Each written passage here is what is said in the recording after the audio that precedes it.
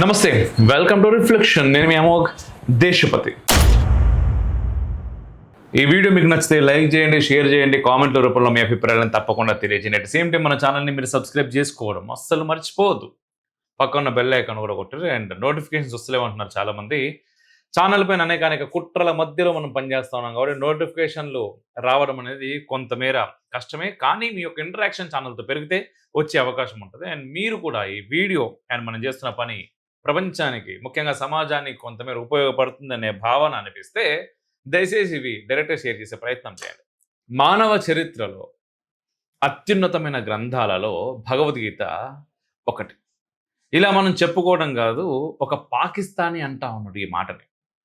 అతను హిందువు కూడా కాదు, పుట్టుకతో ముస్లిం. అంతకుమించి బాగా చదువుకొని పాకిస్తాన్ దాటి విదేశాల్లో తిరిగినోడు. ఇటు పాకిస్తాన్ లోపల అటు పాశ్చాత్య దేశాల్లో రెండు చోట్ల ప్రత్యక్ష అనుభవం పొందిన నిష్పక్షపాతి మేధావి. అతనే ఆరిఫ్ అజాకియా. భగవద్గీత కేవలం ఒక మతానికి సంబంధించిన పుస్తకం కాదు, అదొక సమగ్ర జీవన శాస్త్రం. పాకిస్తాన్ మూలాలు కలిగిన ఆరిఫ్ అజాకియా అబ్రహమిక్ మతాల, ముఖ్యంగా ఇస్లాం నేపథ్యం నుండి వచ్చి భగవద్గీతను అధ్యయనం చేసిన తర్వాత ఆయనలో కలిగిన ఆలోచన విప్లవం గురించి ఏ బెరుకు భయము లేకుండా చెప్తుంటాడు. ఆయన మాటలు ప్రపంచవ్యాప్తంగా అనేక మందిని ఆలోచింపజేశాయి కూడా.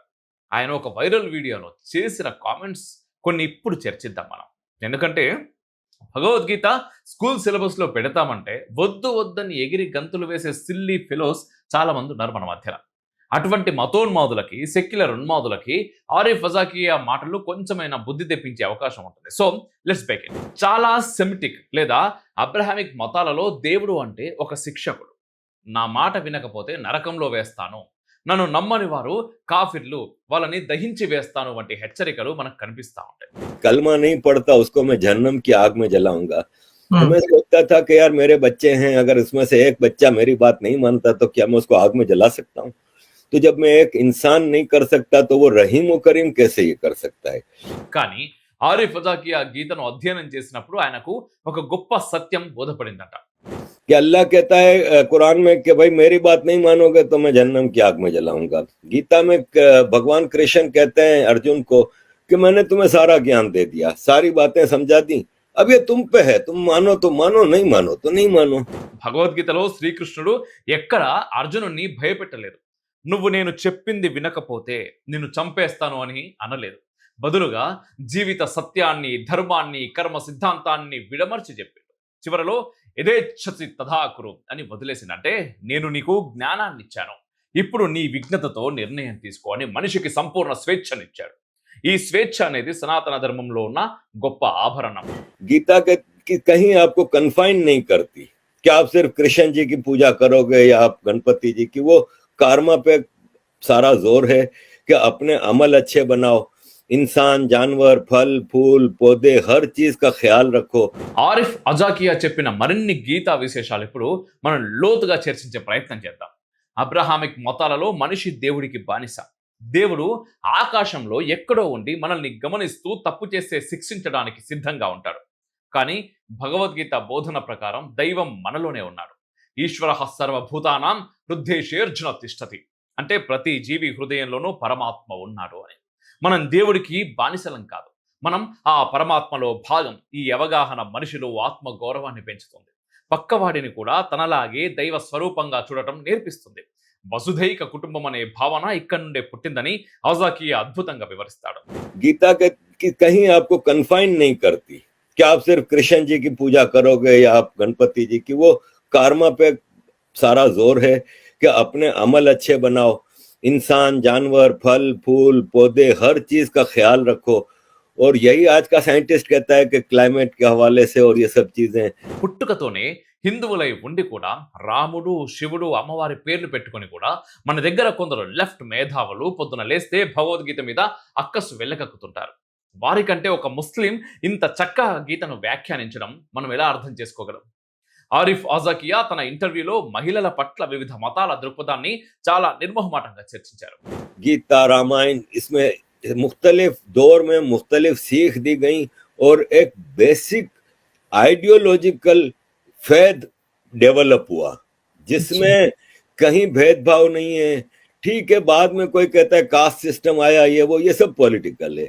और ये जी। जब इन्वेडर्स का जमाना था, इसमें इन चीजों को ज्यादा एक्सप्लॉइट किया गया ताकि मालाइन किया जाए हिंदुइज्म को, और अब्राहमिक रिलीजन जिन्होंने यहाँ पे इन्वेजन किए थे वो अपने आप को यहाँ पे फेमस कर सकें या एडजस्ट कर सकें या ऑक्युपाई कर सकें।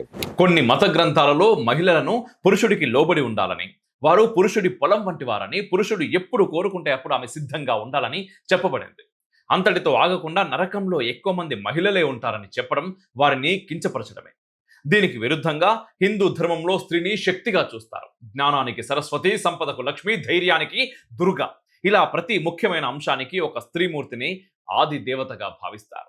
ఎత్ర నార్యస్తు పూజ్యంతే రమంతే తత్ర దేవతాః, ఎక్కడ స్త్రీలు పూజించబడతారో అక్కడ దేవతలు కొలువై ఉంటారు అనే సంస్కృతి కూడా గీతా బోధ జరిగిన మన వేద కర్మ భూమిలోనే కనిపిస్తుంది. ప్రపంచంలో మరెక్కడా కనిపించదు. అందుకే గీతలో కృష్ణుడు తన విభూతులను వివరిస్తూ కీర్తి, స్త్రీ, వాక్కు, స్మృతి, మేధ, ధృతి, క్షమ అనే గుణాలలో తాను ఉన్నానని, ఇవన్నీ స్త్రీలింగ పదాలేనని గుర్తు చేస్తారు. ఆచాఖ్య. हिंदू धर्म में देवियां हैं औरतें, मुसलमानों में कोई देवी नहीं है, लेकिन हिंदू धर्म में देवियां हैं। कहीं हमने हिस्ट्री में ऐसा नहीं देखा कि भेदभाव हो कि औरत की आधी विरासत है या आधा हिस्सा है या ये वो। तो ये जी। सारी चीजें थी जिससे मुझे महसूस हुआ कि the right path is to follow Gita, no other book. ఇతర మతాలు విధి లేదా దేవుడి ఇష్టం మీద ఆధారపడి ఉంటే, గీత మాత్రం కర్మ మీద ఆధారపడి ఉంటుంది. सारे फेस्टिवल्स, एक तो फेस्टिवल्स का धर्म है, इसमें कहीं कोई मार कुटाई ये वो नहीं है, नॉन वायोलेंस है टोटल। और इसमें इंक्लूसिव है कि आप सबको दिवाली की बर्फी खिलाएं, आप सबके साथ मिलके होली मनाएं, दिवाली मनाएं, ये वो। मुसलमान कहता है नहीं, सिर्फ हमारे फेस्टिवल मनाओ, बाकी फेस्टिवल मनाना हराम है। నీ సుఖ దుఃఖాలకు నువ్వే బాధ్యుడివి. నువ్వు మంచి చేస్తే మంచి జరుగుతుంది, చెడు చేస్తే చెడు జరుగుతుంది. ఇక్కడ ఏ దేవుడు వచ్చి నీ పాపాలను క్షమించడు. నువ్వు చేసిన పనికి ఫలితం అనుభవించాల్సిందే. ఇది మనిషిని బాధ్యతాయుతమైన పౌరుడిగా తీర్చిదిద్దుతుంది. ప్రార్థనలు మంచివే, కానీ ప్రార్థనల కంటే కూడా కర్తవ్యం గొప్పదని గీత చాటి చెప్తుంది. అందుకే గీతలోని 1వ శ్లోకం వద్ద నేను యుద్ధం చేయను అన్న అర్జునుడు 700వ శ్లోకం వద్ద ధర్మ యుద్ధమే నా కర్తవ్యం అన్నాడు. అయితే చాలా మందికి ఒక సందేహం ఉంటుంది. భగవద్గీత హింసను ప్రేరేపిస్తుందా? మతోన్మాదంతో చేసే దాడులకు, కురుక్షేత్రంలో కృష్ణుడు చేసిన కర్తవ్య బోధకు తేడా ఏంటి? రెండూ ఒకటేనా? ఒకే ఘటన కట్టేందుకు మన దొంగ సెక్యులర్లు, బ్రిటిష్ బానిసలు ప్రయత్నం చేస్తూనే ఉంటారు. కానీ ఆరిఫ్ ఫజాకియా మాటల్లో మన గీతలో అహింస కూడా దర్శనమిస్తుంది. ఇంతకీ భగవద్గీత యుద్ధంలో కదా పుట్టింది, మరి అది అహింసను ఎలా బోధిస్తుంది? దీనికి హజాకియా చాలా చక్కని సమాధానం ఇస్తాడు. గీత యుద్ధాన్ని ప్రోత్సహించదు, కానీ అన్యాయం జరిగినప్పుడు మౌనంగా ఉండటం కూడా పాపమేనని చెబుతుంది. ఆత్మరక్షణ కోసం, ధర్మ సంస్థాపన కోసం చేసే పోరాటం హింస కాదు, అది క్షాత్ర ధర్మం. పైగా అదేం ఉగ్రవాదం లాంటిది కాదు. ఉగ్రవాదం ఇతరులను మార్చడానికి లేదా చంపడానికి జరుగుతుంది, కానీ ధర్మయుద్ధం అరాచకాన్ని అంతం చేయడానికి జరిగే కర్తవ్య కథనం. అంతేకాదు, గీతా సాగరంలో మనం ఎంతగా లోలోపలి లోతుల్లోకి తొంగి చూస్తే అంతంత జ్ఞానం మనల్ని ఆశ్చర్యపరుస్తుంది. నేటి విజ్ఞాన శాస్త్రం చెబుతున్న అనేక విషయాలు, విశేషాలు గీతలో అంతర్లీనంగా ఉన్నాయి. ఆత్మ నాశనం లేనిదని భగవానుడు 2వ అధ్యాయంలోనే నొక్కి చెప్తాడు. అదే విషయం ఆధునిక science energy can neither be created Nar destroyed అని తేల్చింది. శరీరం కేవలం ఒక వస్త్రం వంటిదని చెప్పడం క్వాంటం ఫిజిక్స్ కు దగ్గరగా ఉంటుంది.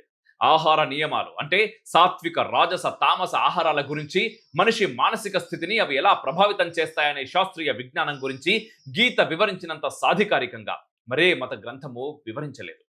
అబ్రాహామిక్ మతాలలో మా దేవుడే నిజమైన దేవుడు, మిగిలిన వారంతా నరకానికి పోతారు అనే సంకుచితత్వం ఉంటుంది. కానీ గీతలో కృష్ణుడు ఏ యథా మాం ప్రబుధ్యంతే తాంస్తదైవ భజామ్యహం అంటాడు. అంటే నన్ను ఎవరు ఏ రూపంలో ఆరాధించినా, ఏ మార్గంలో వెతికినా వారు చివరికి నా దగ్గరికే వస్తారు. ఇది ఎంతటి విశాలమైన దృక్పథం!